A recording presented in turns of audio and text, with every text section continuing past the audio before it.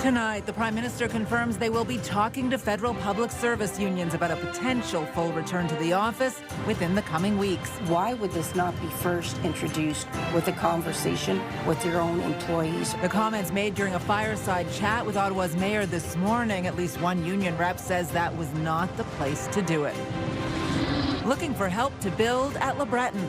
The Ottawa Senators have hired a federal lobbyist to help secure government money for a new arena build. And he was accused of shoplifting. I don't understand it, and I don't know why I was singled out that day. Felt compelled to lift his shirt, but a health condition was to blame. How the Train Yard's farm boys reacted after the incident.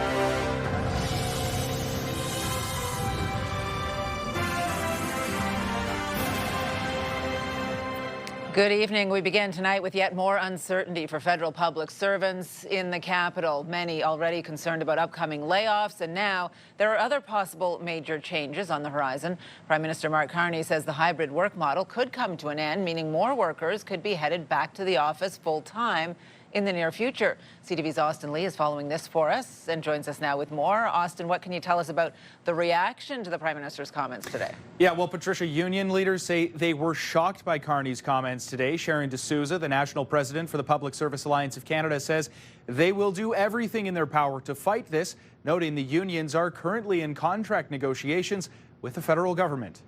There will likely be different levels of return depending on seniority, depending on role, and obviously depending on capacity. At the mayor's breakfast Monday morning, Prime Minister Mark Carney suggesting federal public servants may soon have to spend more time in the office, coming as a surprise to union leaders. I'm just shocked that that is where he chose to announce it versus actually telling his employees or even contacting the unions.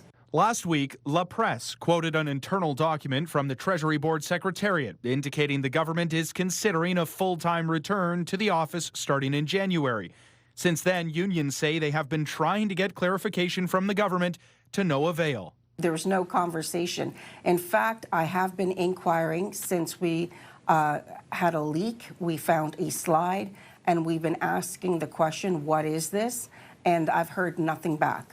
Some workers say there are already issues with office space. Right now, it's kind of a little bit of, musical chairs. You're not really sure where you're going to be every single week. It's hard to come back here and feel like this is my work spot. It's just, everything just keeps changing. Ottawa's mayor says the city is preparing for workers to possibly spend more time downtown. We're building more public transit. We're increasing the frequency of public transit. And we're about to open the East End extension of LRT. The Prime Minister says to expect clarification in the weeks ahead. We will be engaging with the public sector unions on the modalities of that, the appropriate levels of that.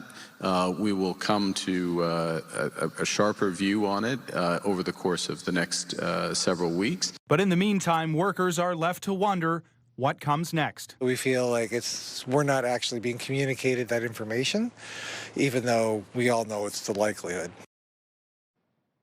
And this latest development, of course, comes on the heels of the fact that hundreds of public sector employees are being given notices that they may soon be out of work. Of course, the latest federal budget calling for a reduction of 28,000 public sector jobs. Patricia. All right, CTV's Austin Lee live for us tonight. Thank you. And you can scan the QR code on the bottom of your screen to link to us online or visit ctvnewsottawa.ca. We have more details on the possible changes to the hybrid work rules for federal public servants and other implications for public servants going forward.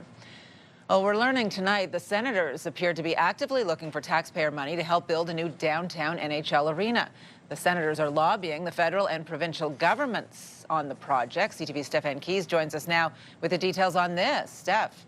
Patricia, as first reported by the Ottawa Citizen, the lobbyist registries for both the federal and provincial governments show a Toronto-based lobbying firm is involved in discussions with government officials on behalf of the Sens. This comes after the Sens and the National Capital Commission reached an agreement in August for the club to purchase around 11 acres of land at Le Breton Flats to build a new arena.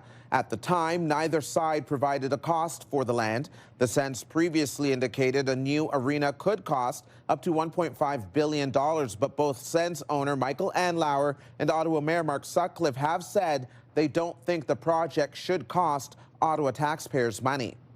In a statement, the Senators confirmed to CTV News, quote, Strategy Corp has been retained by the developer to communicate with the government to keep them informed about the transformative residential, commercial, and entertainment destination project. Discussions are ongoing to finalize the development for zoning, design, and approvals for the site. What's not known tonight is whether the lobbying may extend to Ottawa City Hall and whether it may eventually involve a request for municipal funding. Patricia.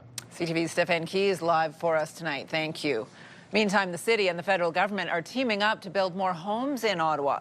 The Prime Minister and Mayor announcing a plan today to invest hundreds of millions of dollars to help fast-track the construction of 3,000 homes in the area. CTV's Leah Larocque joins us live in studio with more on today's announcement. Leah. Well, Patricia, the Prime Minister says that his government is supercharging housing construction, and this new agreement brings the city on board. But many aren't convinced this goes far enough to help more people, especially young people, get into the housing market. Denise Grolot hasn't been able to afford to buy a home her whole life. Never. Why? Never could afford it. Impossible. Too damn high. And she isn't alone. Some leaving the city. In Ottawa, it's a lot. That's why I bought a house outside of Ottawa. My commute's like 45 minutes. The Prime Minister and the Mayor of Ottawa teaming up to change that. Signing an agreement to speed up housing construction. The deal is a $400 million investment to build up to 3,000 affordable homes on both federal and municipal land. The city will reduce or waive development charges, permit fees, and property taxes on priority projects for 2,000 new units. And Build Canada Homes will deploy financing to help unlock an additional 1,000 in the city's portfolio. Shovels expected to be in the ground next year. It isn't exactly clear where these affordable homes will be built in the city, but Mayor Sutcliffe says a report will be going to City Council in the new year and will have more details. We also don't know how much the city will be investing. And if you think about all the federal land that we have in our city, there's a huge opportunity to take that land and instead of it sitting empty, to turn it into affordable housing. So it's not a cost, it's an investment. Housing advocates say that this is a good step, but both governments need to follow through on promises already made. HST reductions, right? Cutting DCs for all projects, payment in lieu of property taxes, right? All of these elements are affecting Ottawa's ability to build. There is skepticism that this new deal is enough, including from parents who are concerned this won't change anything, and future generations will still struggle to afford a home. And we just built a kitchen in the basement and laundry for them to have a space when they're in their 20s because they're not going to be able to afford a house. We will also be looking for clarity on what types of homes will be built here, whether this includes family-oriented units. But the Prime Minister says this deal is a model for how they intend to build across the country. Patricia. CTV's Leah Larocque live for us tonight. Thank you. Still ahead, showing off a different skill. The Sens sing up a storm as they make a festive visit to CHEO. That story coming up. Didn't say it was their strongest skill, but yes, taking a live look now through our Centennial Glass Sky Cam. It is very cold out there tonight. Temperatures down in the minus teens this evening as we get our first full look at the weather forecast. Jackie is at Access Storage for us tonight, where again it's a Toy Mountain night, Jackie.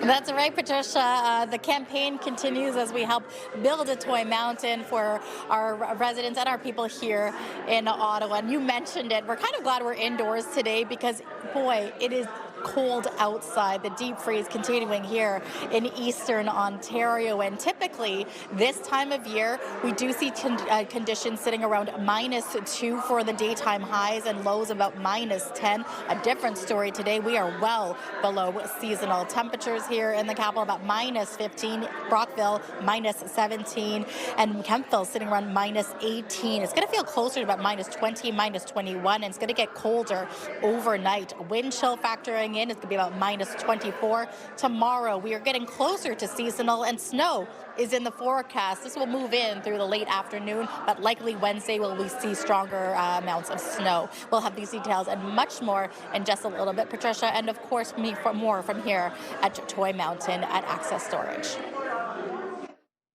Well, an Ottawa man is sharing his story tonight, saying he was humiliated after he was accused of shoplifting at a local Farm Boy store. Shadi Zekri believes a bulge from a hernia drew attention, but wonders if other factors were at play. CTV's Katie Griffin is taking a look at this. Katie? Well, Patricia, Zekri says the whole thing was embarrassing. After being questioned, he says he felt he had no other choice but to lift up his shirt in a public setting, revealing his massive hernia to prove he wasn't stealing anything. Good boy. Shadi Zekri is still shaken up after he was accused of shoplifting. It left me broken. Like I couldn't drive after work. Like I had to sit in the car for quite a while. And I'm not too proud to admit that I was in tears. Zekri has type 1 diabetes and says he went into the Farm Boy at train yards last month to get food before driving home from work because his blood sugar was getting low. He says he paid for a sandwich and was stopped by 2 employees when he went to leave. And then it progressed into, sir, what do you have under your jacket that you didn't pay for? And I said, nothing. After repeated attempts to convince them he didn't steal anything, Zekri says he felt he couldn't leave. I'm like, I didn't steal anything, guys. Like, and I ended up opening up my jacket and literally lifting up exposing my massive hernia that I had. Zekri has had 6 major surgeries in the past few years and at the time had a large hernia that's since been removed. I think it was a combination of they saw the bulge, so they assumed there was something there. Saw the bulge, saw my skin color, saw the way I was dressed. Zekri says when he first reached out to Farm Boy, he was offered a $300 gift card to the store. He says that's not good enough and wants to see a formal apology in writing and more training for staff.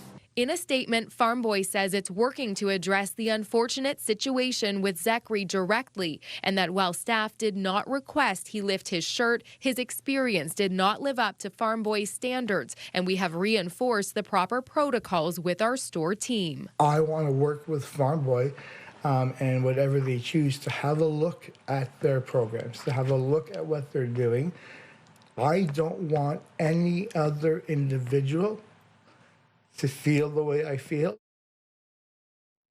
Zekri has been in touch with Farm Boy and Empire, the company that owns it, about additional compensation and other measures as part of a potential settlement, but no agreement has been reached yet. Patricia? CTV's Katie Griffin live for us tonight. Thank you. We do have extended coverage. There are more stories online at ctvnewsottawa.ca. Well, just days before one of the busiest travel times of the year, Air Transat planes could be grounded. Pilots could walk off the job as early as Wednesday morning after the union issued a strike notice. CTV's Heather Wright has the latest on the last-minute negotiations underway to try and avoid travel turbulence. Travelers at Toronto's Pearson Airport checked into their flights this afternoon with an added bit of uncertainty. A little bit nervous, but I'm hoping everything will be okay and we'll be home next Monday. The union representing Air Transat's pilots has issued a 72-hour strike notice, with pilots poised to walk off the job early Wednesday morning if an agreement is not reached. I mean, it is what it is. I mean, it's not really much we can do about it. In anticipation of a strike, Air Transat has begun bringing its passengers back home. The airline says flights have been operating as usual today, but it's not clear whether flights will be canceled Tuesday, which the airline had said was possible. The two sides have been in negotiations for nearly a year, and experts say the timing of this strike notice is no accident. They're doing this because this is the period of time where Transat is making its most money. It's the busiest time of the year for Transat. Planes are full, fares are high. The two sides remain at the bargaining table, with ALPA, the Airline Pilots Association that represents the 700 Air Transat pilots, saying in a statement, while some progress has been made, there is still work to do. We are working tirelessly to reach an agreement that achieves the collective priorities of our group. Air Transat says it has offered its pilots wage increases of 59% over the next 5 years, a number the union has called creative accounting. The union's demands are considered unreasonable, and its premature actions carry serious consequences for customers, the company, and its 4,300 other employees. Air Transat has struggled financially over the last several years and has not turned an annual profit since 2018. Asked last week if the federal government would intervene if Air Transat pilots hit the picket line, Jobs Minister Patty Hajdu declined to answer, calling the question hypothetical. Ottawa did get involved in August when Air Canada flight attendants went on strike. A back-to-work order the union ignored. Heather Wright, CTV News, Mississauga, Ontario. And stay with CTV News for continuing coverage of the looming strike by Air Transat pilots. For updates on radio, you can tune into News Talk 580 CFRA and CTV News channel at any hour. Well, the Ottawa Sports and Entertainment Group is investigating a carbon monoxide leak at TD Place Arena. The emergency repairs forced the Ottawa Charge to cancel today's practice. Crews are still working on finding the source of the leak. No injuries or any other information has been reported. Ottawa police are looking for witnesses after an investigation into criminal harassment in Bell's Corners. Police say since July, posters targeting a female victim have been put up throughout a neighborhood near Moody Drive and Tyrrell Place. A search warrant was executed earlier this month, and officers arrested and charged 46-year-old John Violette. Investigators believe there could be other victims and witnesses and are asking anyone with information to contact them. Several people are facing impaired driving charges as Ottawa Police and OPP continue festive ride campaigns in the capital. Hundreds of drivers were stopped at ride checkpoints over the weekend. Ottawa Police say 2 were charged for having open alcohol in their vehicles. Multiple others were charged with impaired driving offenses. Ontario Provincial Police are now investigating a company connected to Ontario's controversial Skills Development Fund. Keel Digital Solutions received millions of dollars in grants from the Jobs Training Fund and the Ministry of Colleges and Universities. The police were called in after the province said a routine audit revealed irregularities.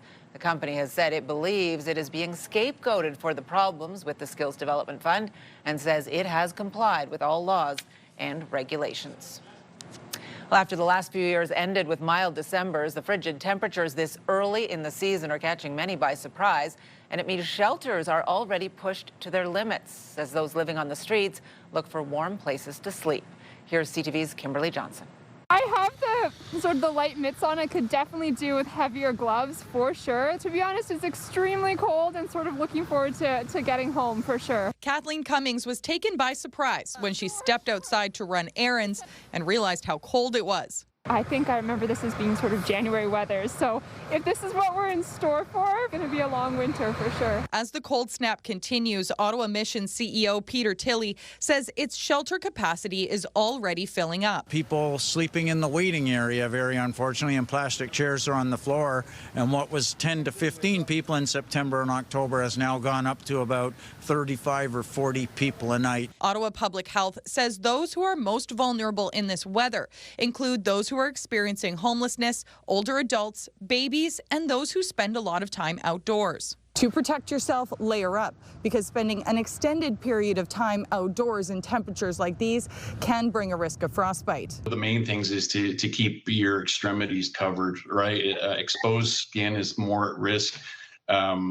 Layers are important to create that warmth, wind barriers, etc., hats, gloves, scarves. Back at the Mission, Tilley says staff continue to support those who are most vulnerable, hoping to prevent tragedy, and says if you see anyone possibly sleeping outdoors, to call 311. Make sure nobody's at risk of exposure. Kimberly Johnson, CTV News. Jingle bells, jingle all the way. It is an annual tradition, the Ottawa Senators scoring some smiles with a special visit to CHEO, spreading holiday cheer. Jackie. Well, thanks so much, Patricia. Access Storage is where the party is this evening. Lots of people dropping off a new unwrapped toy. Judy, tell people at home you are part of Access Storage, how wonderful it is to kick off this toy mounted campaign here. It's wonderful. I'm super excited that we're a sponsor again this year with Toy Mountain and Salvation Army. Come down today before 7 o'clock. We're here. If you can't make it today, any one of our 13 locations across Ottawa, come drop off a toy. Thank you so much. And you can hear the musical stylings of Dickens carolers celebrating the holiday spirit. I'm going to head out of the way so you can see their wonderful music. Angels singing exultation, sing, all ye citizens of heaven above. And here's a live look through our Centennial Glass Skycam showcasing Spark Street, where it's glowing with holiday lights to current temperature, -15.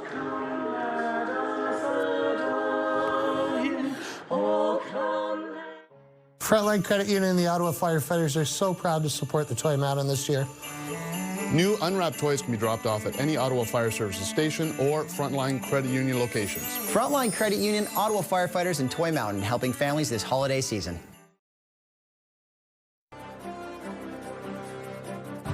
Well, taking a look at the roads on this Monday night, a little less snow to be wiping from the windshield as you're driving. Not terrible volume on the Queensway this late into the commute this evening. Well, the hockey skills of the Ottawa Senators may surpass their singing skills in a big way, but they show great heart doing both. At CHEO today, meeting patients and families and creating some really cool memories. CTV's Dylan Dyson was there. Jingle bells, jingle all the way. The Ottawa Senators brought some Christmas cheer to CHEO Monday, the team making their annual trip to the Children's Hospital. For Sens superfan Parker McDonald, it's a welcome change from the routine hospital visits. It's been about 4 years of him battling with cancer on and off, but today we were lucky we're here for just a normal visit and got a pretty great surprise because these are Parker's heroes right here. Been a very big hockey fan for a long time. The Sens taking time to visit room to room at CHEO, meeting some of its young patients. When you go into a room and you can see they're a little bit hesitant, but then when you leave and they have a smile on their faces, you know that you've accomplished your mission. And that's all there is to it. The Sens also making new fans and learning new dances. It was great. I had lots of fun today. They make it a way better experience instead of just staying in a hospital bed all day. Since we've been at CHEO, we've got a few tickets, a suite, so she's become a huge Sens fan, like the rest of the family too. The kids at CHEO reaching the players in ways hockey can't. When you see their smile and you're having the conversations that you've had and you get to learn about what their favorite toy is, their favorite color or whatever it might be, it's just, it fulfills, but it fills your heart and like your soul in such a unmatchable way. Dylan Dyson, CTV News. Sparty steals the show, of course. Well, it was a sunny but frigid start to the work week here in Ottawa. Temperatures were around -20 this morning, but things are, oh, hear that, that lovely sound. Things are expected to warm up a little bit over the next few days. Crunch, crunch through that icy cold snow. As we go to Jackie now for a look at the full weather forecast and a progress report on Toy Mountain as well, Jackie. Yeah, that's right, Patricia. It's nice and warm inside here at Access Storage where the Toy Mountain Fun continues, but you're right, it's been very cold, been wanting to just stay in bed because of how cold it is, but the good news is the deep freeze, there will be a little bit of a break by the time we get to the middle of the week. Right now, temperatures sitting about -15. We saw a daytime high about -12, but when you factor in that wind chill, we've got temperatures closer to -20. Overnight is going to get a lot colder with the wind chill feeling more like -24. We've got a few clouds in the sky that will take us to tomorrow morning. And yes, we see that snow is in the forecast. This will likely happen later on in the evening. So it'll be mainly clear and sunny for most of our day. Daytime high about -5. So we're getting closer to about the freezing mark. That's the good news. This gives you a closer idea of when we could expect that snow to move in, really focusing around the Kingston area. It's Wednesday, though, that we are anticipating heavier snow to come in. So this gives you an idea. This is an early outlook. Kingston could see some freezing rain overnight into the morning, and then we've got heavier snow coming in from the GTA. And then when we look about Wednesday evening, that's when we'll likely see heavier snow steadily moving throughout. So Wednesday is when I would bookmark the snow coming here to Eastern Ontario.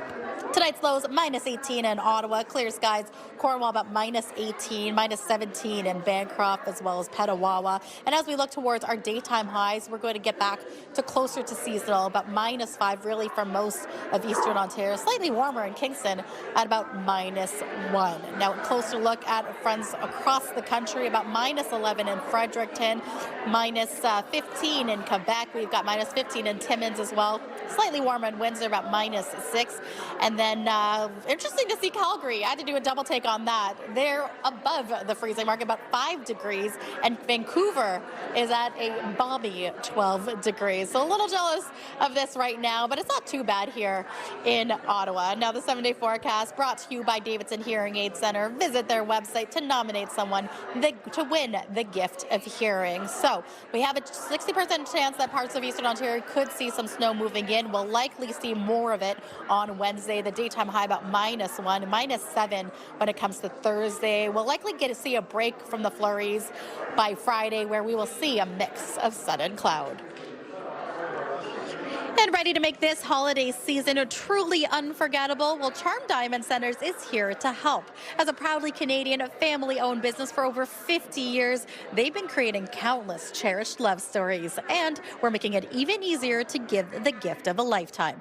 You have the chance to win a spectacular $2,500 Charm Diamond Centers gift card. All you have to do is scan the QR code on the bottom of your screen to visit ctvottawa.ca to enter. Wishing you the best of luck.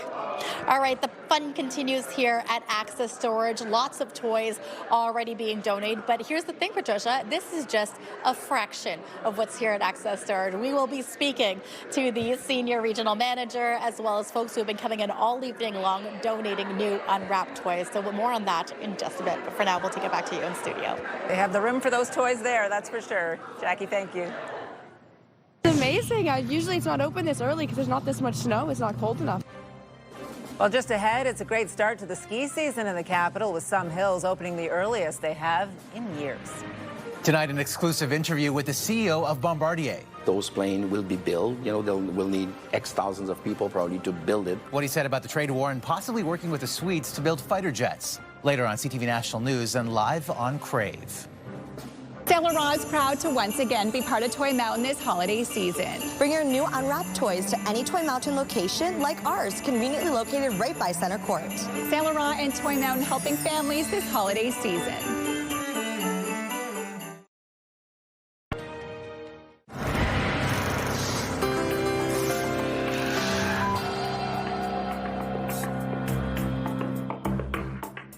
On tonight's Big Picture, colorful art installations are lighting up Stockholm, honoring the work of Nobel Prize laureates. The festival is presented by the Nobel Prize Museum and brings together international and local artists, designers, and students. 19 large-scale installations are on display across the city until December 14th. The artworks are inspired by the laureates' scientific discoveries, as well as their contributions in literature and to peace. Well, now some other stories you need to know right now. Not everyone is loving these frigid temperatures so early in the season, but it is good news for skiers and snowboarders. CTV's Stefan Keys joins us now with the details on this and other stories. Steph? Patricia, ski hills across the region are certainly embracing the cold, with some opening earlier than they have in decades. It's nothing short of a miracle. We're open 6, 7 of December. It's the first time in over 55 years that we've been able to open so early. At Centre Volage, 3 runs are already up and running, with more expected to open later this week. They say the early start is especially welcome this year after a few mild winters in recent years. This weather is also providing a boost to local businesses selling winter sports equipment. You may want to get a good look at the Peace Tower on Parliament Hill while you still can, because it will soon be covered up. The next phase of the Centre Block rehabilitation project includes building steel scaffolding around the entire 92-meter tall tower so crews can work on repairing stonework, replacing windows, and restoring sculptures. The steel frame is set to be installed in the spring, with the project set to be completed around the year 2031. The City of Ottawa and the Ontario government are partnering with Habitat for Humanity to build affordable housing in Nepean. The plan is to build 33 modular homes at 30 Beechcliff Street near the intersection of Woodruff Avenue and Knoxdale Road. The local and provincial governments are investing $10 million in this project. The province says the homes will have 3 to 4 bedrooms and will require no down payment, and mortgage payments will be geared to household income. Construction set to begin soon, and families could start moving in as early as 2027. Picked up by McCurry, and the 67 score! Let it rain! Teddy bears rained down onto the ice at TD Place Arena yesterday for the Ottawa 67's annual Teddy Bear Toss game. The tradition sees fans throw teddy bears on the ice after the 67's first goal of the game. The moment came in the second period when the Barber Poles scored against the Flint Firebirds, and the 67s went on to win 3-2. More than 4,700 teddy bears were tossed this year. That's triple last year's number. They will be going to Kids in Need through CTV and Move 100's Toy Mountain. And Patricia, if you've never been to a teddy bear toss game, you really need to go. It's my favorite one to attend. It's very cool, and it's usually warm and fuzzy, just like that was. Yes. I don't know if you remember last year, they happened to get into a brawl right after the goal was scored, so this is a little more appropriate. Yes. On the ice. And very generous fans this year, too. And people are being generous at Access Storage as well, where Jackie is tonight. It's one of the drop-off locations for the Toy Mountain campaign. Jackie. Yes, Patricia. What I love about Access Storage is that we get to hang out with Barry the bear all evening long. And Barry on Thursday will be heading to Nova Scotia to continue this journey. Joining me, we do have Judy. Judy, you have been doing Toy Mountain with Access Storage for several years. What does it mean to you this year, each and every year? It's so wonderful to be able to give back to the children and the community with Access Storage. If you look around all these toys, it's such a heartwarming gesture that the community is coming together and getting the toys for the children for Christmas. I actually want to quickly shout out the crew that's over here right now, celebrating here and bringing an unwrapped toy. Glenn Van Gulik, here with the Salvation Army, joining us each and every fun, week. Isn't it, to be out? Love it. What do you think of this space and place? Well, the space and place is incredible. Judy and the entire Access Storage team here in Ottawa and right across the country are supporting local community, and the Salvation Army can't do it without partners like Access Storage and so many of the family, the Access Storage family that's here. So just wonderful to be a part of it. Yes, and you talk about this could not be done without the wonderful efforts of these amazing people. Judy here has a surprise for you, Glenn. Judy, you want to present something special? I do. Glenn, we would like to present you and Salvation Army with a $5,000 check. Oh, wow. Thank you very much. Thank you. Well, thank you so much. Again, this is help build the Toy Mountain. And for Glenn, just remind people, not just an unwrapped toy, but there are other ways to donate. Yeah, they can go online to toymountain.ca, make a donation right there, or find those drop-off locations like Access Storage right across the city. Great. Drop off that toy. Well, thank you so much. Patricia, we'll take it back to you in studio. But are we having a good time here, folks? We'll be hanging out here until 7 o'clock. Come down. Lots of fun here. Wherever Jackie is, it's always a party. Thank you. My advice to anyone would be to read those provisions carefully. Well, coming up, a warning to anyone planning to rent a car over the holidays, why you may want to say no to an offer to upgrade to a more expensive vehicle unless you know the type of insurance coverage you have. The Donnelly team is thrilled to be part of Toy Mountain once again this year. Please bring your new unwrapped toys to any one of the drop-off locations in the city, just like this one here at Donnelly Fort Lincoln. Donnelly's and Toy Mountain, helping families this holiday season.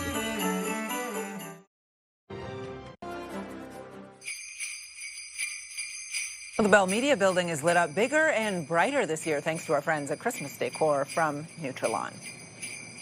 Many people will be traveling over the holidays, and if you're renting a car, you need to make sure you have the proper insurance.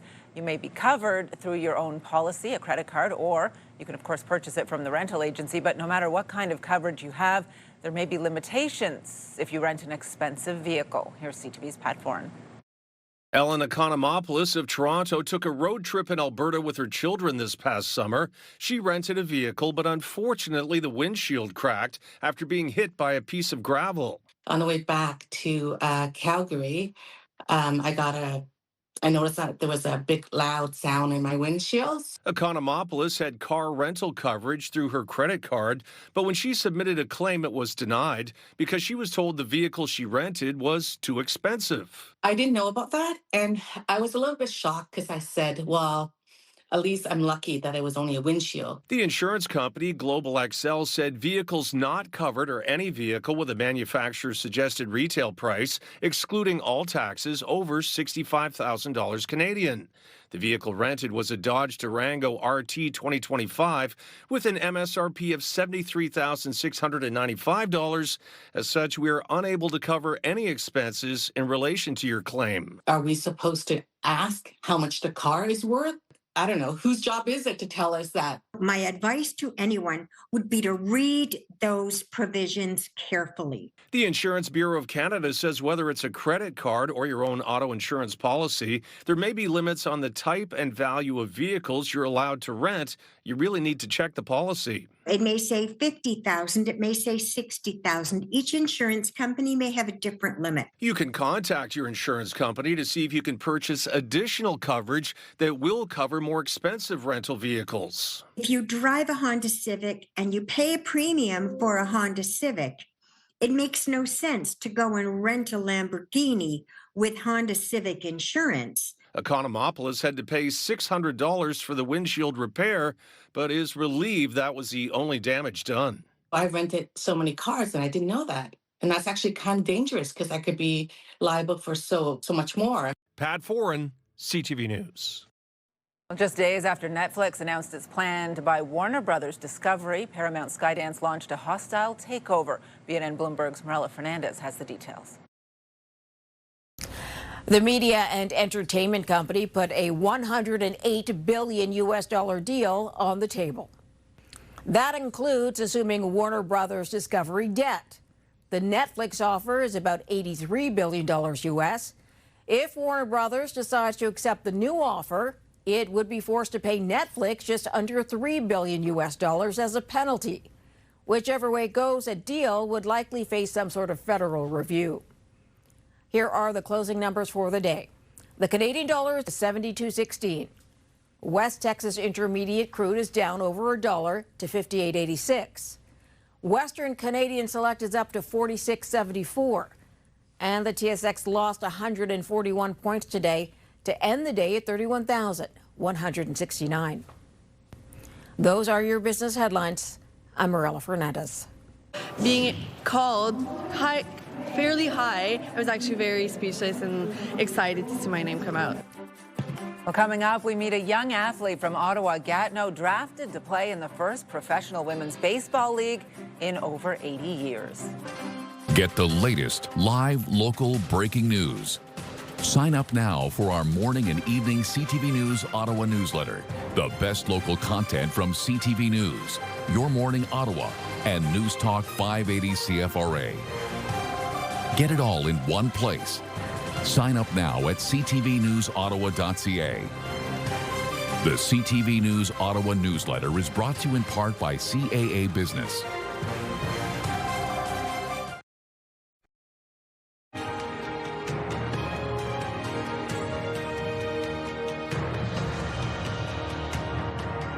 A young athlete from the Capital Region is making sports history. 20-year-old Ella De Bedard has been drafted by San Francisco to play in the brand new Women's Professional Baseball League, the first pro women's league in more than 80 years. CTV's Josh Morano reports.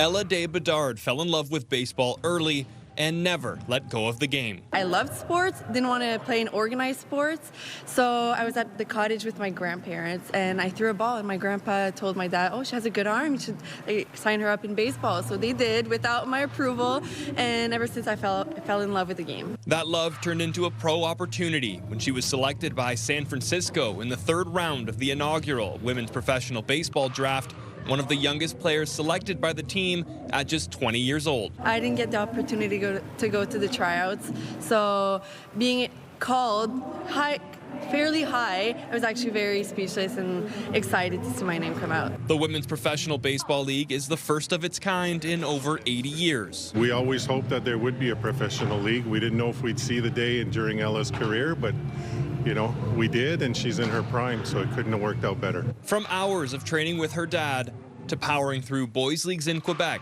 she achieved her dream of representing Canada. Ella's a tireless worker. She's very dedicated and disciplined, you know, she started with the girls, and as she kept working and improving, then she moved on to play with the boys till the age of 13, and then genetics caught up.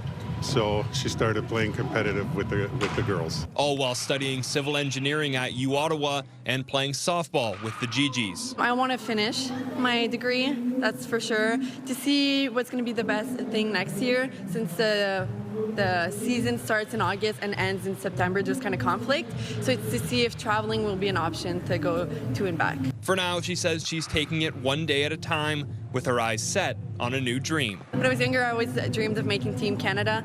Pro League wasn't really an option. Now that there is one, it's a dream come true. Josh Moreno, CTV News. Best television series drama. The Diplomat, Netflix.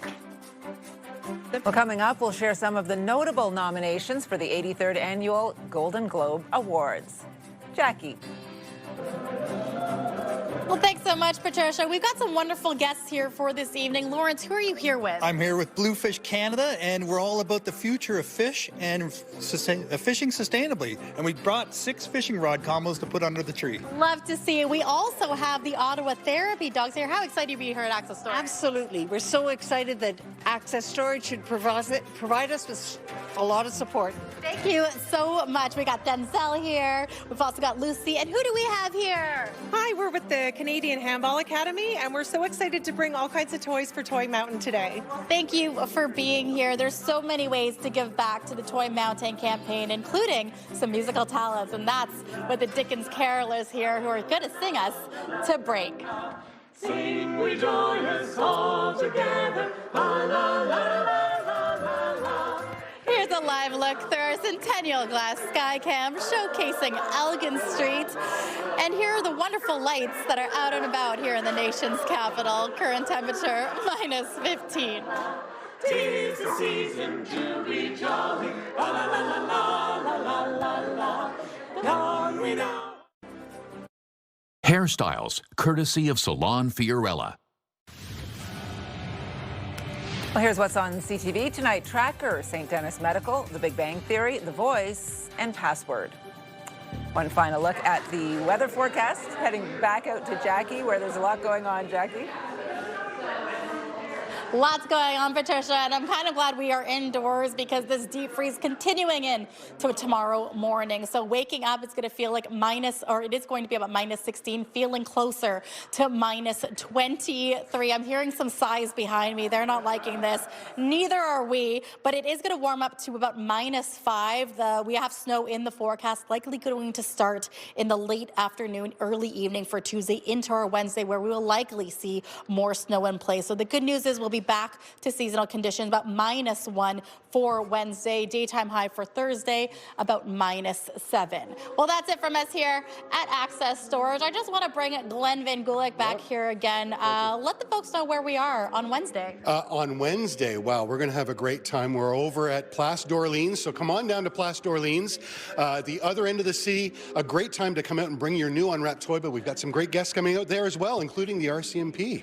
Lots of excitement, and very quickly, we have the boards up, where can people donate or drop off and unwrap? Yeah, all of those locations. Donnelly Automotive, a great partner, presenting partner, Walmart, Access Storage, Best Buy. You know, you've got groups right across the city and all of those malls. And then, of course, our partners here at Access Storage with a great family here. Yes, thank you so much, Judy, for hosting this wonderful party. Did we have a good time? We're going to take it back to you in studio, Patricia and Stefan. Judy, thank you so much for having us. Thank you. Thank you for coming.